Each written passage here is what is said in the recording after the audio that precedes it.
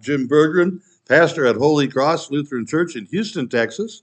And this is the sermon for the fifth Sunday of Epiphany in the A series to be preached on the 8th of February, 2026, Matthew 5:13 to 16. Salt and light. Nasty, brutish, and short is not the name of a legal firm led by unpleasant lawyers. It's a part of a quote from a Thomas Hobbes book, Leviathan, written 375 years ago in 1651. Hobbes uses the phrase to describe the life of humankind with no principles. Humankind is amoral, in a state of war. To paraphrase a fairly lengthy quote, he says, anarchy is a time when every man is an enemy to every other man. Each has their own strength only and cunning. There's no reason to work because its fruits are uncertain. No big buildings or large machines, no culture, no navigation, no way to help move heavy things, no maps, no history, no arts, no letters, no civilized society, and a continual fear and danger of violent death. And the life of man? Solitary, poor, nasty, brutish, and short. These are realities that are ancient, and they're contemporary.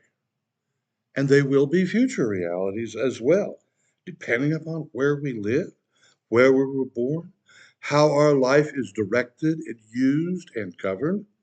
Jesus addresses this state of affairs with solutions and motivations in today's gospel. You are the salt of the world. You are the light of the earth. I have not come to abolish the law, but to fulfill it. Fulfilling the law is important.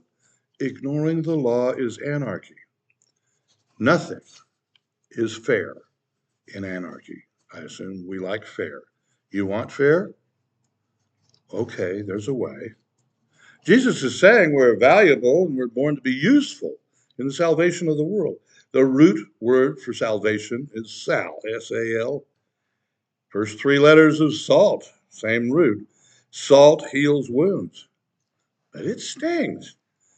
Dig into that bag of really salty popcorn at the movie, and you're going to discover where the paper cuts are on your hands. Didn't notice them before.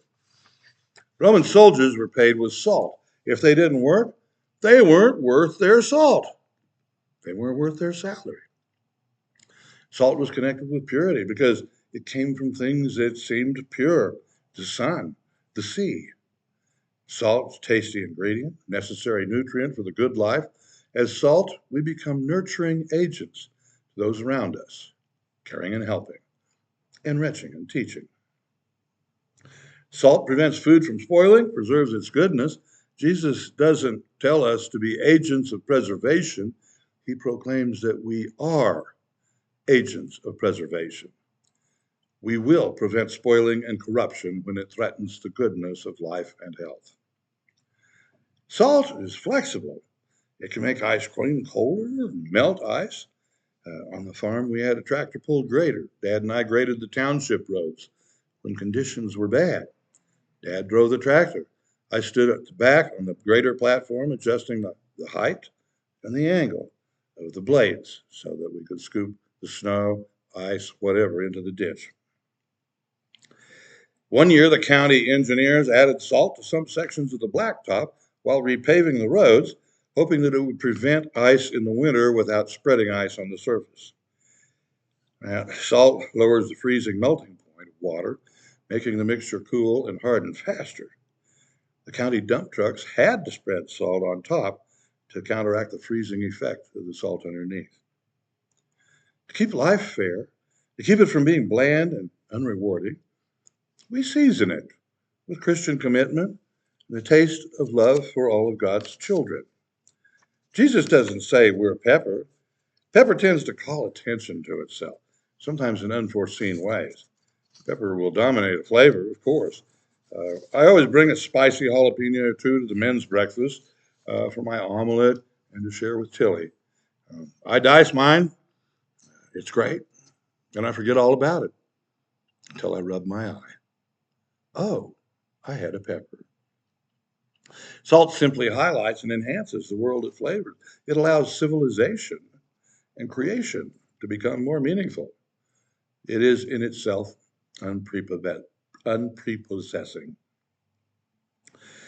In the words of an old song, say a prayer for the common foot soldier, spare a thought for his back-breaking work, say a prayer for his wife and his children who burn the fires and are salt of the earth. Raise your glass to the hard-working people. Let's drink to the uncounted heads. Let's think of the unwavering millions who need leading but get gamblers instead. Let's drink to the hard-working people. Let's drink to the salt of the earth. Let's drink to the 2,000 million. Let's think of the humble of birth. Jagger and Richards, inadvertent theologians, I guess, call us to the same salty mission that Jesus releases us to engage. Salt's not fancy. It's just wonderful. That's all. Salt doesn't work unless it's freed from its container. Whether it's the salt dome like Avery Island in the Gulf of Mexico, south of New Orleans, where McElhenney's hot sauce comes from, or a deep mine out on the prairie in Hutchinson, Kansas, where Kerry salt comes from, which will be put in a shaker on your table. Jesus empowers us to purify, heal, nurture, thaw the frozen, preserve and season the world around us. As salt, we are essential agents of fairness.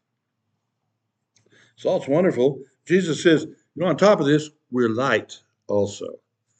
Edwin Markham, American poet and renowned educator of the 19th and 20th century, once asked, did it ever occur to you that no human being can come into this world without increasing the sum total of this world's happiness or decreasing it?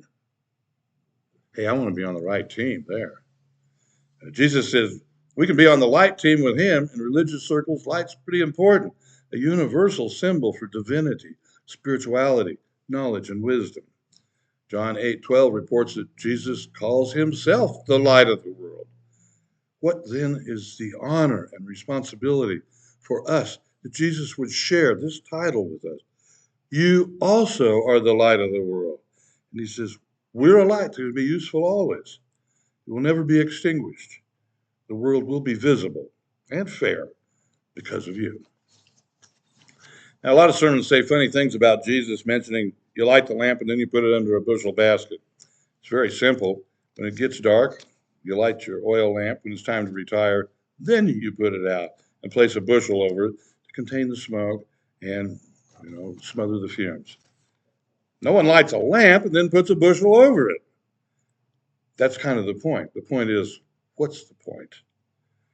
There would only be enough light on that lamp to snuff itself out. That would be self-defeating. We're light without the bushel. Light has a job. A lighthouse tells ships where the rocks are. A light bulb saves you from stepping on a toy or stubbing your toe or falling over a sleeping dog. We never say, well, wow, that's a beautiful light bulb. Wow, the flame on that candle is exquisite. We just like the light. It makes life better. It increases the world's happiness, decreases the world's fear. Jesus is saying we're a valuable resource to be poured out and never be hidden. As followers of Jesus, it's not enough to know about God. We're the activity of God to redeem the world, which is not always friendly. We're here to expend ourselves to increase the fairness level of the world. Sure, in some places life is solitary, poor, nasty, brutish, and short. The material world, the fallen creation, does not promise fairness or salvation. Actually, it can't. It only offers constant change and a dispassionate tendency to balance matter and energy, to balance stuff. The universe is not in the business to care or have empathy. It's in the business to balance. The universe simply doesn't understand fair. But we are not victims because we know about fair and unfair. Never ever mistake the universe for God. God is the creator. The universe is a creation. They're not the same. God unconditionally loves you and cares about you. The universe is conditionally indifferent. The brick that you drop on your toe is not mad at you.